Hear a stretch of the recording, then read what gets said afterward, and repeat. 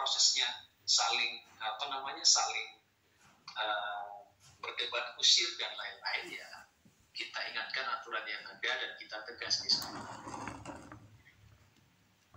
Saya begitu Pak Ramdan ya. Atau kadang-kadang mungkin ada yang lain punya pengalaman-pengalaman yang sudah dilakukan. Ya, nggak apa-apa kita berbagi. Tadi ada yang bilang pakai pantun, katanya sana Pak. Pakai pantun? Boleh, kalau memang ada ruangnya. Iya, Pak. Untuk memecahkan kejenuhan itu boleh tidak Pak? Kalau misalkan di ruang ketika kaukus itu ya, berikan snack dulu, makanan ringan dulu, itu boleh tidak? Boleh, asal keduanya dapat bagian Pak. Cuman sumbernya dari mana itu snacknya? Betul Pak. Iya, kalau di pengadilan ada sebagian pengadilan yang sudah menyiapkan fasilitas-fasilitas di sana, ya mungkin barangkali bisa kita gunakan, kayak kulkas, minuman dan lain-lain ada. Tapi kalau di luar pengadilan tentu boleh tambah sedikit Pak. Berkenan ya nggak masalah. Boleh tidak dilakukan mediator di luar pengadilan, boleh? Tentu. Yang disepakati bersama untuk melakukan mediasi, bisa ya? Boleh. Misalnya kayak mana Pak Idin?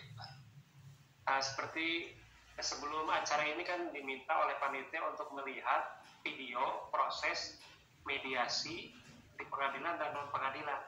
Nah itu apakah memang non pengadilan itu sebelum persidangan terjadi atau tempatnya jauh dari ruang persidangan pengadilan? Itu maksudnya gimana?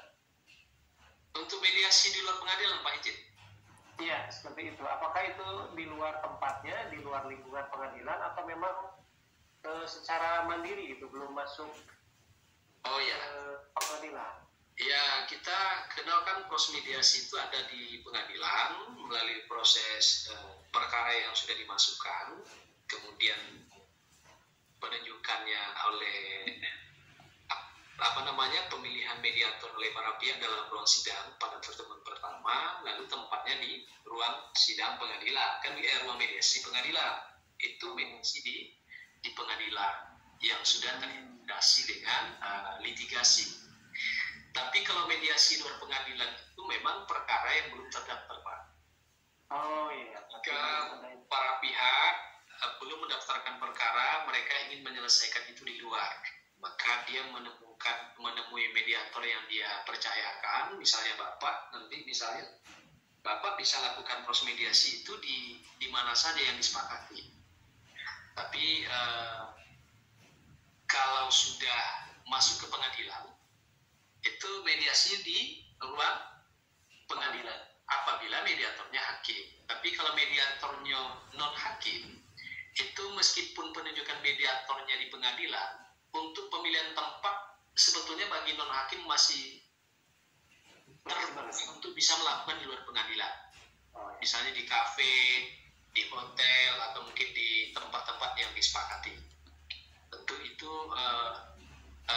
dibenarkan kalau mediatornya non hakim kayak Bapak Ibu nanti yang sudah dapat sertifikasi atau sertifikat mediator yang beracara di pengadilan, boleh melakukan mediasi non hakim itu di luar pengadilan.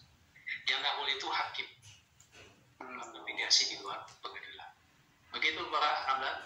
Terima kasih banyak Pak Hasan. Ya. Baik, ini ada yang sedang resen ini Pak Pratias. Ya, selamat sore Bapak. Selamat sore. Terima kasih. Ya, saya perkenalkan, saya Dr. Agus Pragiasa, saya seorang spesialis bedah. Jadi tujuan saya mengikuti pelatihan mediasi ini sebenarnya berfokus pada proses mediasi untuk terkait konflik praktik medis gitu Pak. Ya, mungkin saya izin bertanya Pak, gimana ada trik atau teknik-teknik khusus dalam memediasi konflik atau sengketa malpraktik medis Pak. Kemudian pertanyaan saya kedua, karena saya merupakan seorang dokter, bagaimana cara saya meyakinkan dua orang yang bersengketa kan biasanya praktisi kesehatan, dokter atau perawat itu dengan pasien kan seperti itu ya. Nah, sedangkan posisi saya ini sebagai seorang dokter, bagaimana cara memastikan itu bahwa saya tidak bersifat netral, jadi tidak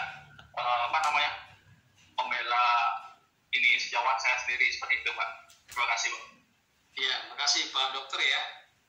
Ini kompleks pesertanya kelihatannya nih, banyak dari background yang bervariasi ya. Ini Pak Praktias, seorang dokter, bagaimana, apakah punya trik-trik khusus terkait dengan mediasi di dunia medis ya? Pada prinsipnya begini Pak Prak ya, kalau mediasi ini kan ilmu memfasilitasi, ilmu memfasilitasi perundingan. Kasusnya bisa apa saja dan sengketanya bisa apa saja. Tetapi yang kita yang kita sebagai peran sebagai mediator ini adalah skill kita dalam proses menjadi mediatornya. Jadi kalau menurut saya skillnya itu sama saja. Apa ini kasusnya tentang sengketa malpraktek ya, kemudian sengketa lahan gitu misalnya, atau sengketa lingkungan. Bagi saya substansinya ilmu mediasi ini adalah bagaimana teknik kita dalam memfasilitasi para pihak dalam perundingan. Jadi skill-skill yang sedang kita pelajari ini sebetulnya bisa digunakan untuk perkara apapun, termasuk malpraktik dan lain-lain. Bagaimana kita mampu untuk menjembatani komunikasi mereka, bagaimana kita memahami isu dan kepentingan, bagaimana kita bisa untuk menempatkan mereka dalam dalam mediasi itu secara seimbang. Bagaimana kita bisa melakukan strategi komunikasi, kemampuan verbal, non verbal tadi, kemampuan komunikasi kita yang ada. Bagaimana kita mampu melakukan reframing, bagaimana kita mampu melakukan probing, bagaimana kita mampu untuk menjembatani komunikasi para pihak, bagaimana kita melakukan parafrase, menghubungkan kembali, bagaimana kita menggunakan non-verbal kita. Artinya secara skill, semua kasus yang ada di hadapan mediator itu sebetulnya cara memfasilitasinya sama dengan ilmu yang sedang kita pelajari sekarang. Jadi kalau bagi saya sebetulnya tidak mencoba membeda-bedakan apa yang akan kita selesaikan, tetapi sepanjang kita memahami teknik-teknik proses mediasi itu yang sedang kita pelajari, insya Allah itu akan membantu Bapak Ibu dalam menyelesaikan sengketa apapun yang dimintakan ke kita untuk membantu untuk mediasinya. Oleh karenanya, seperti pertanyaan kedua tadi berkaitan dengan netralitas ya, misalnya kebetulan antara pasien dengan perawat, kebetulan mediatornya dokter yang dipilih ya, itu setidak-tidaknya meskipun jabatan kita di sana adalah bagian kesehatan juga, tetapi tentu dari awal kita sudah sampaikan poin-poin netralitas kepada para pihak yang kita mediasi. Itu kuncinya di awal. Opening statement itu perlu untuk kita sampaikan secara runtut, secara sempurna, agar mereka paham meskipun jabatan kita apa. Misalnya saya hakim ini kan sebetulnya basicnya pemutus, tapi mereka juga harus melihat bahwa meskipun mediatornya hakim, tetapi tidak berposisi hakim pada saat menjadi mediator. Nah, sama juga dengan Bapak siapa tadi, dokter, tapi meskipun dokter, tapi kapasitas itu adalah menjadi mediator, dan dia harus mengungkapkan dan mengekspresikan bahwa dia netral, lalu juga mengekspresikan dalam prosesnya memang betul-betul bersikap netral, memberikan kesempatan bicara yang seimbang, tidak